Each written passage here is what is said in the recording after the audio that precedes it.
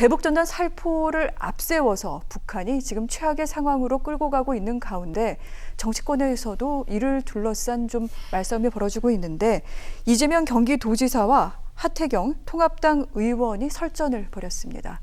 CG로 좀 준비를 했는데요. 자, 지난 17일 의정부시 한 주택 지붕 위에 대북전단이 떨어져서 파손된 게 확인이 됐습니다. 이재명 경기도지사 살인 부메랑이라고 부르면서 왜 이 피해를 경기도민이 감당해야 하냐고 강하게 비판을 했는데요.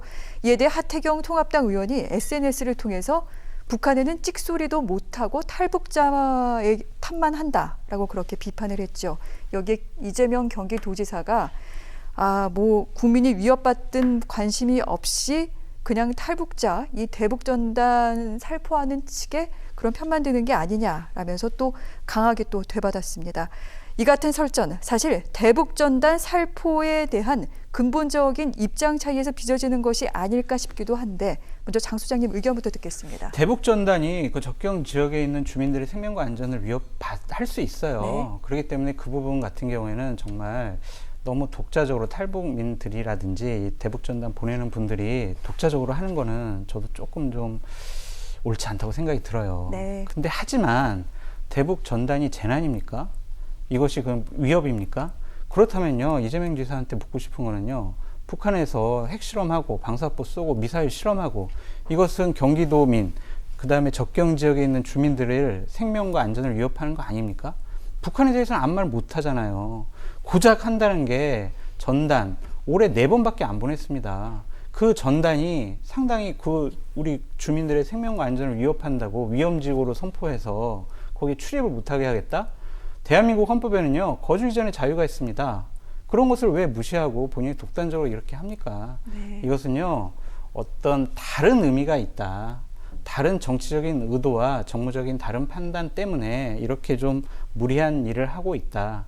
네. 균형 잡혀 있지 않은 그러한 이중잣대다라고 좀 말씀드려요. 아직 관련 입법이 시행되지는 않고 있는 가운데 이재명 지사는 이미 이전에 이 고양과 파주, 포천, 연천군 등 이 대북 접경 지역 5개 시군 전역을 위험 지역으로 선포하고 대북 전단 살포자의 출입부터 금지한다. 이렇게 얘기를 하기도 했습니다.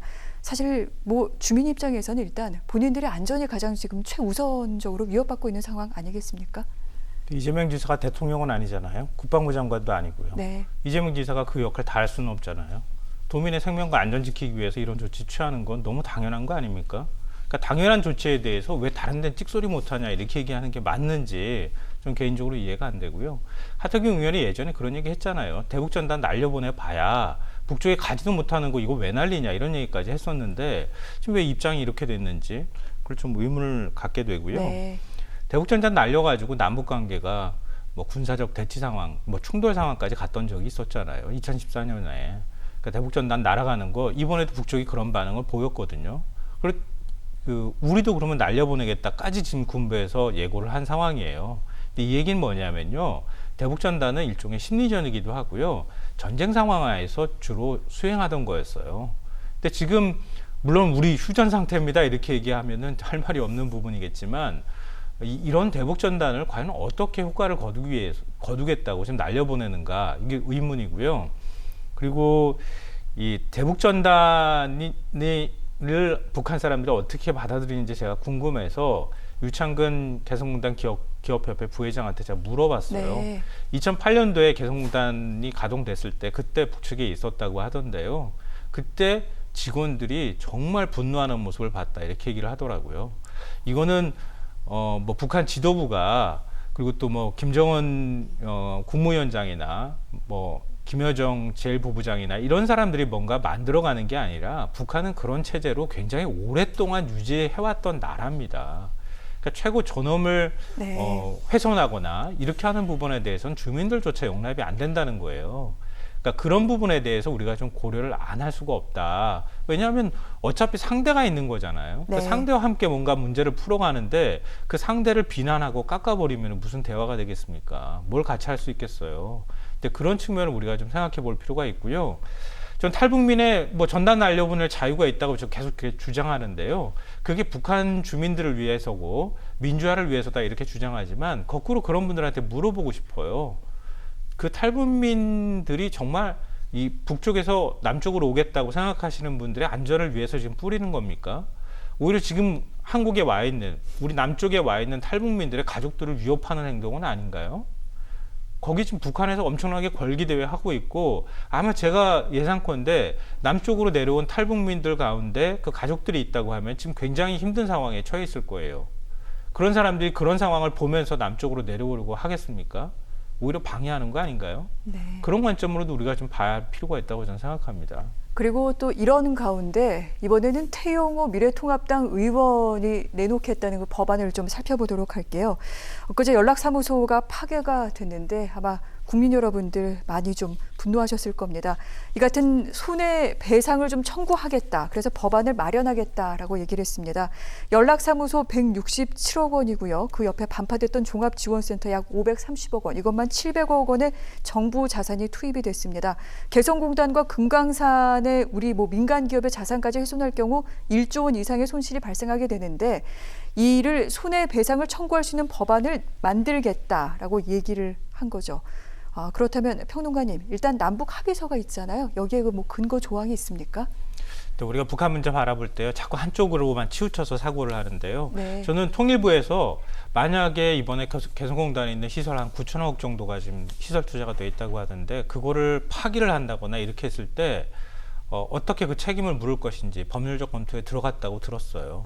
그러니까 이런 부분들까지도 아마 종합적으로 검토를 하고 있다. 네. 그러니까 태용호 의원이 이런 부분에 대해서 법률안을 만들겠다고 하는 게 그런 큰 맥락하고 크게 다르진 않다, 이렇게 보입니다. 네. 근데 왜 제가 한쪽 시각으로만 바라보면 안 된다고 말씀드렸냐면은, 개성공단 투자부정에 관한 합의서 보면요, 정부가 문 닫게 할 수 있다고 하는 내용이 있습니까? 정부가 일방적으로 문 닫게 한다고 하는 내용은 없어요. 네. 그 안에.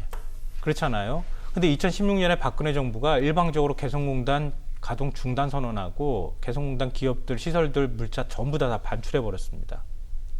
그거는 이 투자 보장하겠다고 하고 했으면서 우리가 아예 문 닫고 나와버린 거예요. 그러면 이 협약서가 과연 합의서가 지금도 유지되는 거냐라고 하는 질문이 나올 수밖에 없어요. 네. 그러니까 아마 북측 입장에서 그렇게 주장할 거예요. 그러니까 저는 그런 부분에 대해서 설득력이 전혀 없는 것은 아니거든요. 그러니까 정말 아쉬워요. 그러니까 그때 만약에 가동 중단 선언하지 않고 어떻게 해서든 유지를 하려고 했다고 한다면 개성공단 남북관계도 이렇게까지 가지는 않았을 거라는 생각도 들어요. 한편으로는 물론 비핵화 문제가 연결됐을 때 또 최악의 상황이 나올 수도 있었겠지만, 네. 왜냐하면은 경제적인 문제에 있어서도 그 당시에 문 닫을 때 개성공단 기업들이 우리가 입을 피해가 한 6조 원도 넘습니다. 부가가치까지 포함하면, 이렇게 또 얘기했었어요. 그러니까 1조 원 9천억 원의 문제가 아니라는 것 하나 하고요. 지금 당장 북한 쪽에서 개성공단에다 군 주둔하겠다고 하잖아요. 그러니까 북한에 한 3개 여단이 거기에 있었어요. 부대가. 고 정주영 회장이 98년도에 북한에 가서 원산에서 김정일 국방위원장을 만났을 때 김정일 국방위원장이 개성에다가 공단 만들면 어떻겠습니까? 라고 얘기하면서 그거 원래 남측 땅이었지 않습니까? 우리가 돌려주는 셈 치고 거기다 만듭시다, 이렇게 얘기를 했어요. 북한 군부에서 그 부대 뒤로 한 15km 뒤로 후방으로 미루는 것에 대해서 엄청나게 반대했음에도 불구하고 만들었습니다. 군사적인 측면에서도 굉장히 중요했던 의미가 있었는데 그 개성공단 닫아버렸어요, 우리가 스스로. 과연 이게 어떤 명분이 있었는가 저는 의문이 계속 들게 되고요. 네. 그래서 개성공단 문제에 있어서만큼은 사실은 가장 남북 관계를 풀어가는 데 있어서 좋은 지렛대 역할을 할 수 있었는데, 그걸 우리가 지금 이렇게 포기하고 난 다음에 다시 그 부분 때문에 갈등이 일어나는 것이 정말 안타깝고 아쉽습니다. 네, 아쉬움이 많이 좀 배어나는 것 같은데 손해배상 청구와 관련된 장 소장님의 입장까지만 듣겠습니다. 그게 현실적으로 가능하겠습니까? 그래서 제가 태용호 의원실에 왜 이런 법안을 내려고 그랬냐라고 했더니, 기본적으로 실효성보다는 우리나라 자금이 얼마나 투입이 됐고 법에 따라서 피해 상황이 어느 정도인지 그런 것들을 좀 명확하게 근거 규정을 좀 만들어 놓자.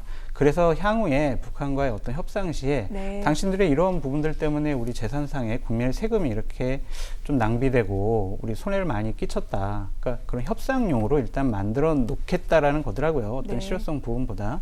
그리고 개성공단 그 폐쇄 얘기를 하셨는데 아쉬운 부분이죠. 아쉬운 부분인데 왜 개성공단이 폐쇄 결정까지 갔는지에 대해선 말씀을 정확히 또 해주셨어야죠. 그 부분 안 하고 우리 책임입니까 다? 지금 북한이 이렇게 나오는 것이 우리가 개성공단을 일방적으로 문을 닫고 대북전단을 막지 않고 그다음에 국회에서 판문점선언 비준해주지 않았기 때문에 북한에서 이렇게 나오는 것이지 우리 책임이라고 그렇게 생각을 해야 됩니까?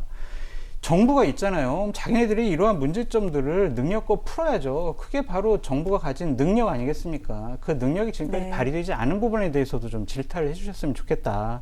언제까지 박근혜, 이명박 탓할 것이고 네. 언제까지 우리 잘못이라고 그렇게 하겠습니까? 좀 우리 평론가님 말씀하셨던 것처럼 한쪽 시각으로만 보지 않았으면 좋겠다라는 말씀 드려요.